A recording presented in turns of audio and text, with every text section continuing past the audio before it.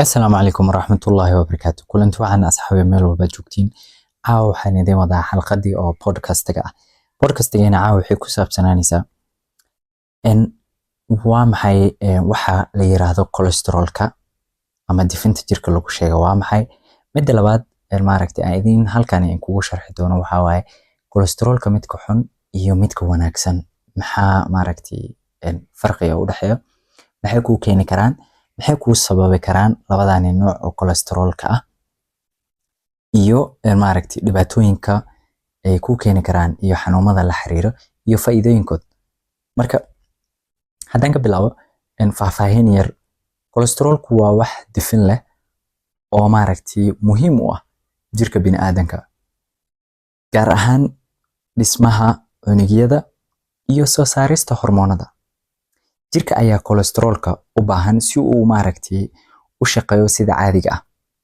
Laakiin marka uu cholesterol-ka aad jirkaagu ugu bato, maxaa uu ku keenayaa marka?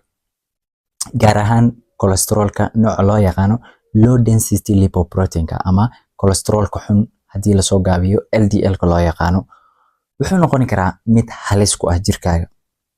LDL badan ayaa keeni kara marka in uu ku aruuro gidaarada ama derbiga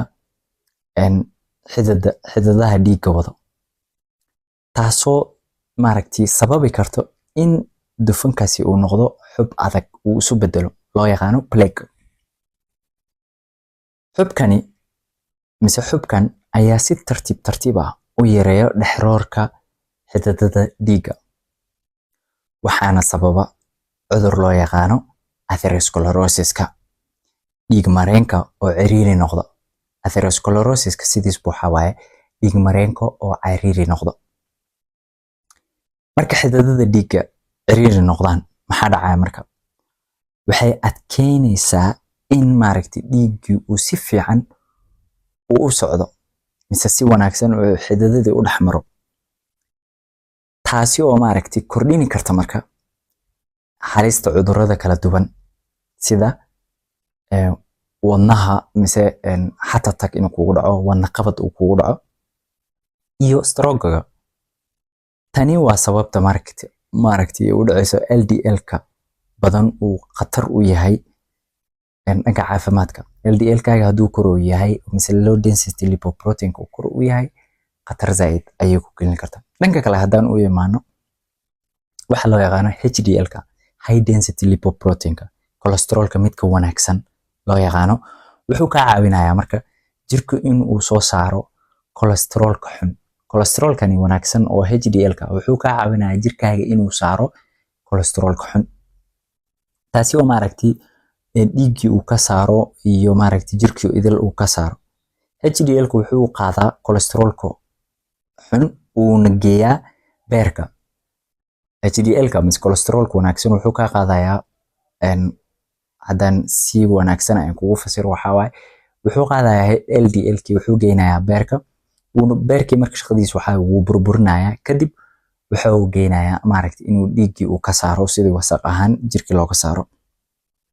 Sidaas darteed heerarka HDL-ka marka oo wanaagsan waxay ka hortagi karaan mise waxay maaragtay prevention ay kugu sameyn karaan mise avoid karayn karaan ururka cholesterol-ka mise cholesterol-ka xun oo isu yimaado oo dhanka xididada dhiigga ka xiro oo maaragtay plaque ku dhiig inuu xididadaada wuxuu ka ilaalinayaa plaque formation-ka mise xabki adkaa in uu maaragtay dhiiggi gudihiisa mise xididada gudahooda ay ku abuurmaan.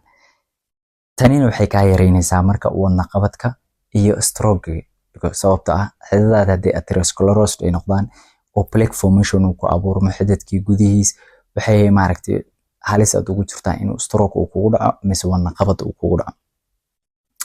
Marka cholesterol-ku waa muhiim.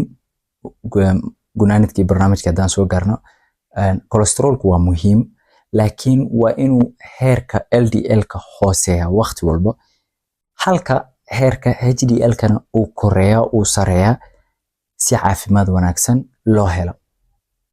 halkaasi ayaan caawa xalqadayna podcast-ga ayaan kusoo gabagabayni doonaa. Fadlan meel walba joogtiin channelka Kiilooyin, subscribe, like and share-ka. Waxaan idin rajaynayaa sidaas iyo nabadgelyo.